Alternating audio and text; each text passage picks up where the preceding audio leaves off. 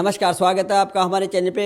हम बात करते हैं किसान आंदोलन के नाम पर जिस तरह से जो पूरे का पूरे जो तांडव मचा हुआ है और कुछ तथाकथित लोग जो है किस तरह से बातें कर रहे हैं। सबसे शर्मनाक बात है कि जो क्रिकेटर हैं, जो जाने माने क्रिकेटर हैं युवराज सिंह, उसके पिता ने जो है देश विरोधी बातें करी। इस तरह की बातें कर दी कि उन्होंने जो है एक धर्म विशेष की बात करते हिंदुओं को टारगेट किया।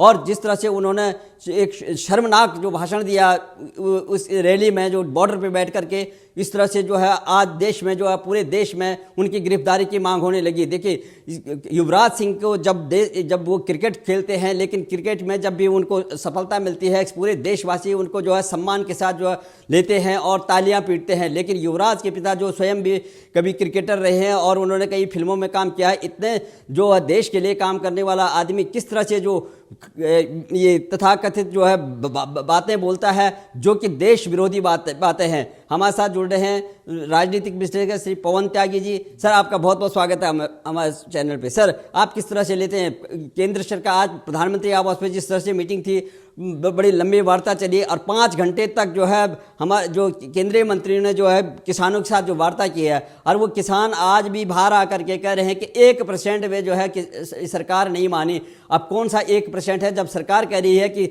सब जानते हैं कि सब जो किसानों के पक्ष में जो ये बिल बना हुआ है, अब कौन से लोग हैं ये कौन तथाकथित लोग कौन है, और ये योगराज सिंह जो है इस तरह की जो बातें करता है उसके लिए जो है गिरफ्तारी की मांग उठ रही है। तो आप किस तरह से लेते हैं इस तरह के जो है देश विरोधी बातों को? देखिए, किसान आंदोलन के नाम पर देश में कुछ लोग अपनी राजनीतिक रोटियां सेकने में लगे हुए हैं। कुछ लोग ऐसे हैं जिनकी महत्वाकांक्षा रही होगी कि हम राजनीति में आएँ। उनको ये लगता है कि एक अच्छा प्लेटफॉर्म मिल गया, सारा मीडिया कवरेज मिल रहा है और आपको जनता मिल रही है। आप यहाँ कुछ भी उल्टा सीधा बोलो, विवादित बोलो, ताकि आप दुनिया में छा जाओ, आपको लोग कहें भाई ये तो बड़ा अच्छा आदमी है।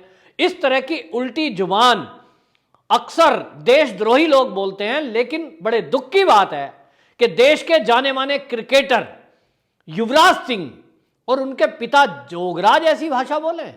उनके पिताजी ने, अब आप समझिए कि कैसी भाषा बोल रहे हैं वो। पंजाबी में उन्होंने भाषण दिया जानबूझकर, हमेशा पंजाबी नहीं बोलते, लेकिन भाषण पूरा पंजाबी में दिया।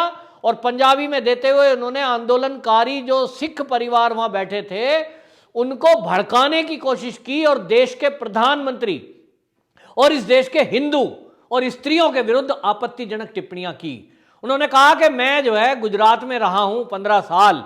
ये जो गुजराती होते हैं ये अपनी माँ बहन की कसमें खाते हैं, उसके बाद भी मुकर जाते हैं। और इसलिए आप किसी भी इन गुजरातियों की, मतलब उन्होंने बगैर नाम लिए प्रधानमंत्री को टारगेट किया, देश के गृह मंत्री को टारगेट किया, क्योंकि गृह मंत्री ने ही ये कहा था, अमित शाह जी ने, कि आप एक निरंकारी मैदान में एक जगह आ जाओ, हम सारे नुमाइंदों से बात करेंगे वहां पर इकट्ठा। इसको उन्होंने कहा कि आपने बहुत अच्छा किया कि देश के गृह मंत्री की बात नहीं मानी और ये जो गुजराती हैं इनका विश्वास नहीं करना। अब ये जो बात है, एक शब्द यही कहना कि आप देश के गृह मंत्री, देश के प्रधानमंत्री के विरुद्ध लोगों को भड़का रहे हो, ये देशद्रोह है। मैं तो कहता हूं इसी में ही देशद्रोह की धारा में उनको जेल भेज देना चाहिए कि आप जब एक नाजुक मोड़ पर दिल्ली खड़ी है कि दिल्ली के चारों बॉर्डर पर वो किसान आंदोलनकारियों ने रास्ते बंद किए हुए हैं, तनावपूर्ण स्थिति है, वहां पर सुरक्षा बल आमने सामने खड़े हैं, और ऐसे में आप किसानों को भड़का रहे हो कि देश के गृह मंत्री की बात मत मानना। इसका मतलब तो यह है कि जो भी वार्ता चल रही है उसमें वो कुछ भी कहेंगे, आपने उनको भड़का दिया है कि ये सरकार कुछ भी कहे, कुछ भी आश्वासन दे, तो भाई किसका विश्वास करें? योगराज जी, आपका विश्वास करें? किसका विश्वास करें? तो आप कहते हो कि जो नेता हैं वो भी अच्छे कहां पे हैं, वो होने चाहिए पंजाब के, इन पर विश्वास मत करो। फिर आप अकालियों का भी विरोध करते हो, तो अकाली भी तो पंजाब के हैं। आप दोगली चाल क्यों चल रहे हो? यहां तक तो ठीक था कि आप देश के गृह मंत्री का विरोध करो, देश के प्रधानमंत्री का विरोध करो, आप उनकी बात मानो या ना मानो, लेकिन उन्होंने सबसे ज्यादा आपत्तिजनक बात जो की है, जिसके कारण पूरे देश में आक्रोश है, उन्होंने कहा कि ये जो हिंदू है ये गद्दार कौम है, ये वो लोग हैं जिन्होंने हमारे बच्चों को दीवारों में चिनवा दिया। मैं पूछना चाहता हूं, क्या उन्हें इतिहास की जानकारी नहीं है कि दीवारों में बच्चों को, जो गुरुओं के बच्चों को चिनवाया, वो क्या हिंदुओं ने चिनवाया? इन्होंने किस तरह की भ्रम करने वाली बात की। और इन्होंने जो है भाषण देते हुए वहां पर आप देखिए अहमद शाह अब्दाली की बात की। अहमद शाह अब्दाली, आपको ध्यान होगा, सन 1748-47 के बीच में अफगानिस्तान से यहां आया था और शासन किया था। उसने यहां लूटपाट की, यहां तक कि पंजाब, हरियाणा और वो उत्तर प्रदेश के मथुरा वृंदावन क्षेत्र में भी उसने लूटमार मंदिरों में की। और यहां से महिलाओं को, बच्चों को, यहां से विधवा महिला हो गई, मान लिया युद्ध हुआ और औरतें, आदमी उसको मार दिया गया, कत्ल कर देता था, उस टाइम औरतों को वो अपहरण करके ले जाता था अफगानिस्तान। और ये क्या कह रहे हैं? ये कह रहे हैं कि इनकी दी बेटियों को उठा करके ले जाते थे हिंदुओं के अहमद शाह अब्दाली, तब हमने उनकी रक्षा की। कैसी बात कर रहे हो आप? वो आक्रमणकारी थे, वो मुगल आक्रमणकारी थे, वो यहां से लूट के कुछ भी ले गए। तो क्या एक केवल पंजाब के लोगों ने इस देश की रक्षा की है? उन आक्रमणकारियों से क्या वही लड़े? तो आपने युवराज सिंह जी हिस्ट्री पढ़ी ही नहीं है। आपको जानकारी होनी चाहिए कि जब अहमद शाह अब्दाली ने मथुरा के अंदर आक्रमण किया तो वहां नागा साधुओं ने उनका मुकाबला किया था। पढ़िए आप, आपको पता चलेगा। और हर स्तर पर इस देश के राजपूतों ने उनका मुकाबला किया है। यह बात ठीक है कि सिखों की कुर्बानियां कभी भी देश भूल नहीं सकता। सबसे ज्यादा कुर्बानियां सिख लोगों ने दी हैं, क्योंकि सिख कौम बनी इसलिए थी देश की रक्षा के लिए। सिख माने शिष्य, वे बने इसलिए थे। लेकिन मुगलों का मुकाबला करने के लिए क्या इस देश में राजपूतों के त्याग को भुलाया जा सकता है? क्या इस देश में जो राजपूत थे, जो क्षत्रिय थे, जो आप पूरा राजस्थान देख लीजिए, उनका इतिहास भरा पड़ा है? महाराणा प्रताप हो गए, वो जितने राजा हुए जिन्होंने वहां घास की रोटियों तक खाई, जंगल में रहे, किसके लिए? इन मुगल आक्रमणकारियों के मुकाबले के लिए। और जितना कष्ट ये राजस्थान ने झेला है, इतना तो किसी ने झेला भी नहीं। उत्तर प्रदेश में सबसे ज्यादा शासन रहा है उनका। आप कह रहे हो कि पंजाबियों पे विश्वास करो, बाकियों पे विश्वास ना करो। ये किस तरह की जहरीली भाषा आप इस्तेमाल कर रहे हैं? ये आतंकवादियों की भाषा है कि वो हिंदू और सिखों में भेद करके आपस में लड़ाने की बात कर रहे हैं। जब आप ये कहते हो कि हिंदुओं पे विश्वास मत करना, ये वो लोग हैं जिन्होंने आपके बच्चे दीवारों में चुनवा दिए। क्या कहना चाहते हो आप? इससे आप लड़वाना चाहते हो? तो ये बहुत ही राष्ट्रद्रोही भाषा है।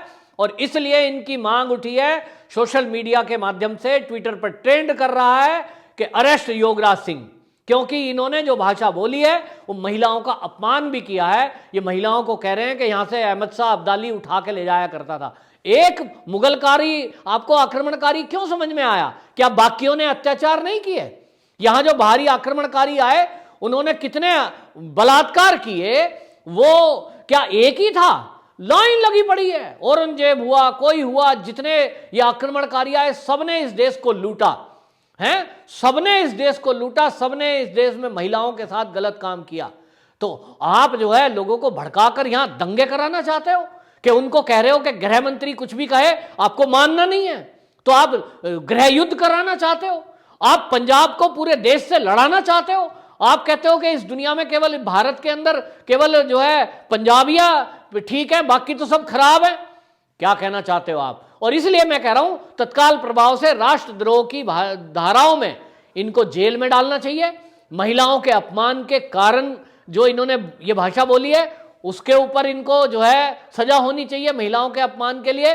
और जिस जगह पर खड़े होकर ये भाषण दे रहे थे, इसके पीछे ये भी पता लगाओ कि ये किस दल का सपोर्ट करने को कह रहे थे, क्योंकि इन्होंने कहा कि अकालियों की मत सुनना, ये भाजपा वालों की मत सुनना। बेशक इन्होंने नाम नहीं लिया, लेकिन ये गुजराती कह रहे थे तो इससे समझ में आता है। और इस तरह का भड़काऊ भाषण जो बॉर्डर एरिया में किसान आंदोलन के नाम पर वहां ये आंदोलन चल रहा है और वहां भाषणबाजी चल रही है, ये वास्तव में शाहीन बाग की तरह एक प्रयोगशाला वहां इस्तेमाल हो रही है। प्रयोगशाला की तरह लोगों को भड़काकर इस देश में दंगे कराने की एक साजिश हो रही है। आगामी 8 तारीख को इन लोगों ने जो बंद का आह्वान किया है, मैं आपको पहले से ही बता रहा हूं, ऐसी पहले से ही इनपुट थी हमारी इंटेलिजेंस एजेंसियों के पास कि इस पूरे देश में ये आंदोलन के नाम पर आग लगाने की कोशिश करेंगे।